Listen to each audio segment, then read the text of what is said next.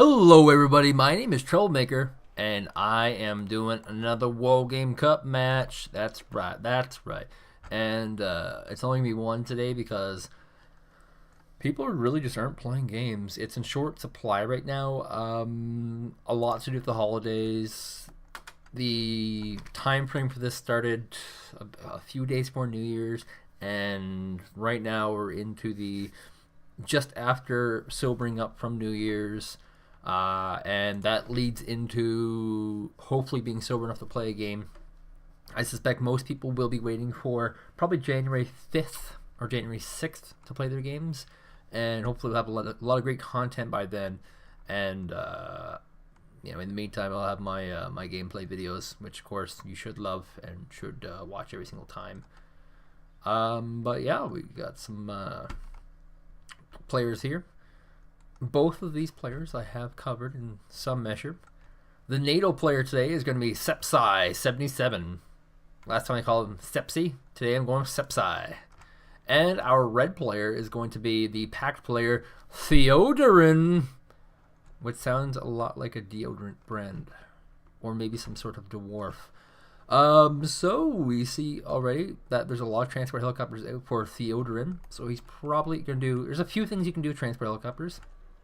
The first thing is I use these in small numbers though. You can skitter around the map and try and go for a snipe on an FOB if there's one here, or go around the other side of the map and try to get into one of these buildings and just become obnoxious with them. It also gives particularly great recon information.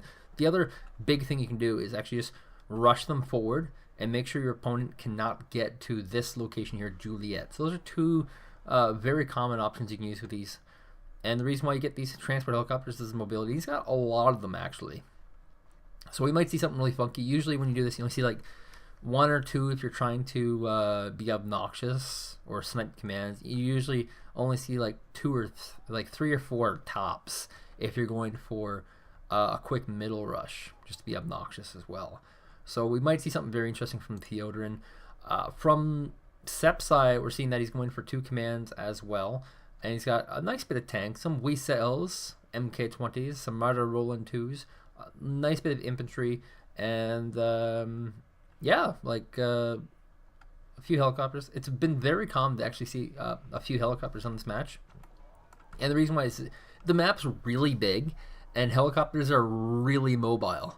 So it kind of makes sense, even if you split them up, like have like a helicopter just sitting here, one sitting here, then maybe another one sitting here, and you can use them to like pick off any kind of vehicles. Nobody rushes with anti-aircraft units and leading the charge, so it's kind of smart to have like groups of just a spot. And you can also use them for sniping when you notice that your enemy's pushing with no infantry. It just or with no anti-air. It just really makes sense against anti-air against infantry rushes. So it's safe. It's good. I like it, especially on this map. And so here we go. I'm very interested to see what this mass amount of transport vehicles can be about. And actually, here's a little bit of weird stuff. We have some transport vehicles that have nothing in them. Okay, this one has nothing in it though. That's just bizarre. So there's a handful of transport vehicles here with nothing in them. I wonder if this is a deck choice. Like he accidentally said like, oops, I didn't realize that was a transport vehicle. Because as you can see, like the guns on this it's 128 anti-infantry rounds, and they're very weak. And so as they move out, we're seeing a middle rush, looks like, with a lot of aircraft. There's a few aircraft here for Sepsi, but what he really needs right now are these Marder Rolands to really roll up middle. And it looks like we're going to see a scout of a Gazelle. What does he pick off? He sees a few helicopters. He's getting a pretty good idea of what's happening. And big C helicopters are actually running into helicopters. Whoa, this is a fairly large mistake. Looks like we'll see one of these VPZs go down, and a second one will go down as well. Good pickoff here by Sepsi to open the game. And he's using these helicopters just to pick off the infantry, pick off vehicles. He's not engaging this giant cache of helicopters right now, and he doesn't need to, he doesn't want to. There is a Black Hawk that will go down, and it looks like these Delta Force will be cleaned up as well. Good pickoff here by Theodurun. But it appears that these Cobras will just be picking off infantry, and he's got a Gazelle Scout here. And now he's kind of seeing there's a lot of freaking aircraft, and he's probably going to think about rallying out a little more anti-aircraft. He's only got a single Marder Roland 2, And with proper split, you can just out-micro that effectively. Using these helicopters to bombard these Luke's AI. He might need some anti-tank helicopters in this build next time he thinks about doing it. And some Wee cells actually moving forward. Oh my god, he's going to move the command forward. This is a mistake. I think this is a mistake. And here comes the infantry along the side. Where are the helicopters? Helicopters are out of position now. And suddenly things are coming together for Theodurun. He's picking up individual gunship helicopters with these Cobras. It looks like Theodurun's making some mistakes. He's moving his helicopters away and not choosing to engage these. All the while, as Wee cells come to position, he's going to take middle. And here we go. Some infantry are going to engage this group of 8 infantry. This is a lot of infantry to deal with. He needs to unload. He needs to deal with them. Chasseurs are out first. Come on, Theodurun. There we go. Moto Strelokis are out. And it looks like we're going to see some VABs die. Some Chasseurs will die. And it's just going to be a massacre. There's not going to be much he can do with what he has supporting. These support vehicles needed to be in position much faster. He spotted this coming. He just didn't deal with it appropriately. And we're seeing lots of Chasseurs traded for not so many Moto Strelokis. In fact, he lost 0 Moto Strelokis. He lost a single carrier, but no Moto Strelokis so far. And this is kind of a problem here for Sepsi. Caught a little bit off guard by this rush. KPZs, however, coming into support. Here comes the Wee cells he needed a long time ago. And it looks like there's more than enough to clean this up. There's a Martyr Roland supporting from the distance. It's got the radar rockets, and not particularly useful in this battle. Desperately needed in the middle, though, as more of these gunship helicopters are pushed off. And it looks like there should be more than enough to actually clean up this group of Moto Strelokis here. There are some getting pulled back to the woods, and they will become obnoxious very quickly, as there will have to be a cost-effective way of dealing with these. Speaking of sponge spares coming in to provide some recon support, here we go, BTR-70A, odd unit number.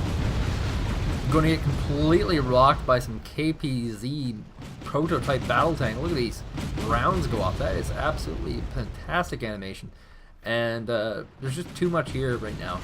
It looks, however, that the damage has been done. A 300-point lead currently for Theodurun. And speaking of middle, there's VPZU dropped. The Wee cell is running out of fuel, might get stuck in an awkward position. It looks like it will survive. And the middle command has in fact been sniped. It was a mistake to move that there. Oh, I see he's moved it south. Thank God. Oh, that's where it was in the first place.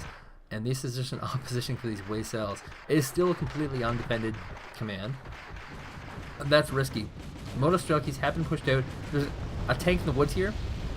It looks like another opportunity for Theodurun to do even more damage. Get an even bigger lead. If he can just get the infantry closer. He pulls the tank back and looks like he's realizing that, well, tanks aren't very good for jungling, so we should probably not keep them in the jungle.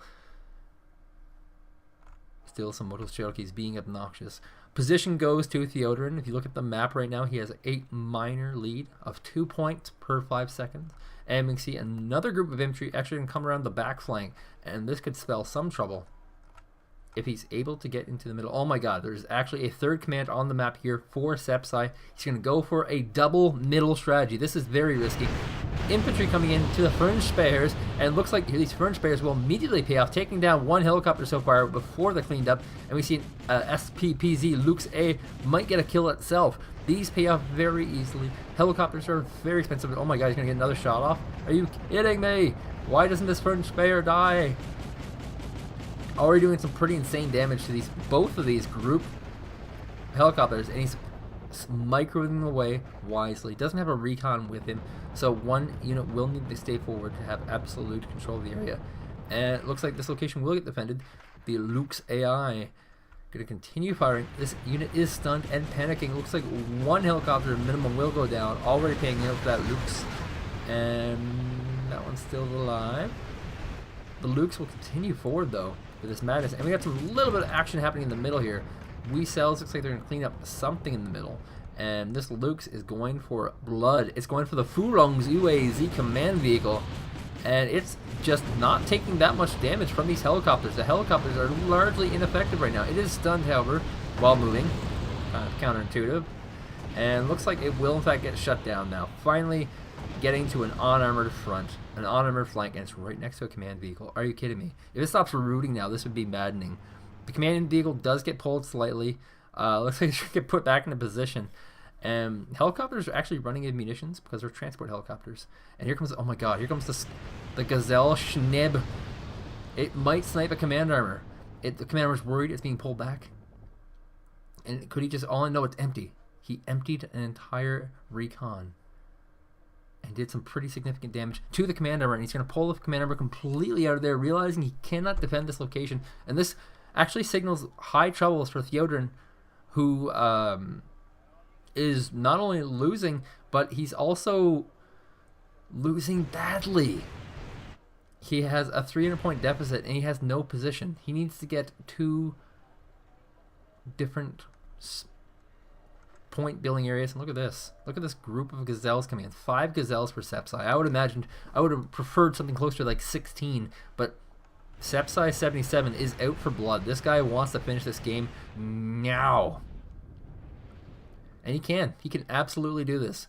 There is not much here to defend. There are some FJBs, which of course are your scary anti-aircraft infantry, but there's really not that much. He could get at least 1 command kill with this group of helicopters. He just has to spread them out effectively. Now he's going to continue chasing down the Furong, however. Furong! Oh, it sounds more like a Japanese word. Here's some FJBs as well. Here's the danger. From grouping. Oh, 1 gazelle goes down. Here he goes for a good spread. Another gazelle is almost going to go down. 2 gazelles, and he's actually in a pincering point against the 2 FJBs. He doesn't seemingly have enough to actually kill any UAZs with these gazelles, but here we go. They're loading up, and there goes another one down. And in fact, he will lose all of his gazelles. He can't lose his Schneb, though. Schnebs are quite valuable. So we have the Furong. He's going to go over to Gulf to create a new spawning location. And here we go. A flank on the rear, and there's nothing here to defend this command armor. Absolutely nothing available. What's going to happen?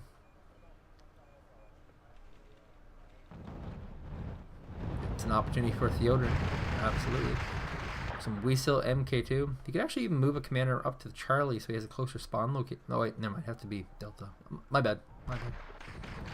Now the Furong is not being used. Command armor actually was sniped by this Luke's, of all things. This random Luke's that's been just creeping around the map. So now the Furong is not being used. It needs to get just in the borders of Alpha. This is a tough game for Theodurun. He is just has a bad loadout. Transport helicopters are not the right choice here. He does finally clean up that unit, and the Gazelle will probably get sniped out by this FJB. There is no recon here. We'll have to see if he can see. And in fact, he doesn't see the single Gazelle creeping around. And it looks like he's going to continue pushing through middle, try to secure Gulf for himself. He wants to make sure that his opponent cannot get access to him. Actually, he's just going to zoom on by. This is pretty darn close to an all-in for Sepsi. I mean, it's one of these weird situations where like he's going all in, but he's also expanded at the same time. And this shouldn't work, but it did. It's one of those weird situations. So he has a Gazelle sitting and waiting, and patience is a virtue. However, he has been rushing quite a bit, so it's hard to say whether or not he'll try and use this effectively.